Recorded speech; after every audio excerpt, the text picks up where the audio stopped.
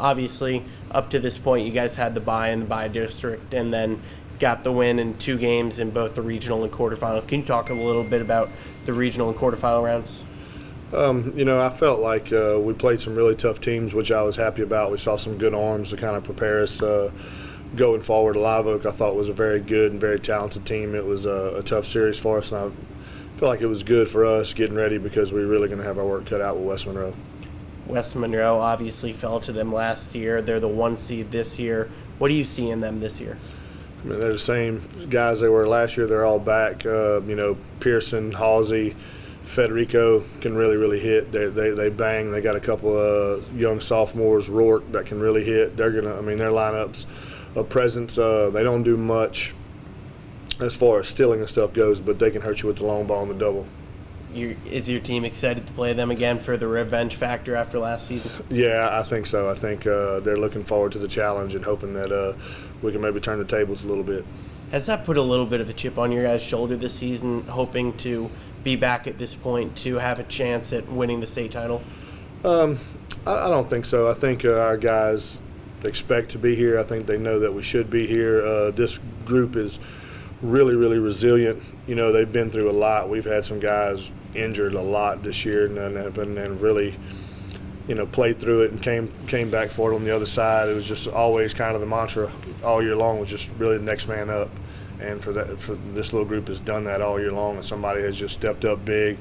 Especially Boltron. He's really come on lately. Hit a big homer in the first game of the quarterfinals, and he's just really been a rock for us. And is this guy that we knew was going to be good, but it really stepped up and became a big piece to the puzzle. Let me just make sure you also. Yeah, good. So what's going to be the key for you guys on Thursday against West Monroe? You're really going to have to limit the walks and the errors. They're going to get their hits. We know that, but it's really about making them earn their way to first, not just give them a free pass to first. If we can do that, I think we'll be okay. I think you guys are the only, or one of the only brackets that have the 1 through 4 seed. You guys have played the 2 and 3, obviously 4 times combined this season. Does being battle tested and playing the competition like that help you when you get to this point? Well, I think so, and I think it's the atmosphere, because when you play Barb, when you play Sulphur here, the games are packed, they're intense, the crowd's on top of you. So I think when you guys have experienced that already, it makes things a little bit easier going into the playoffs and going into the state tournament in Sulphur. For you, what would have went on Thursday, being able to play for a state championship on Saturday? What would that mean for you? When I set out to do this 10 years ago as a coach, it's never been about me. It's never going to be about me.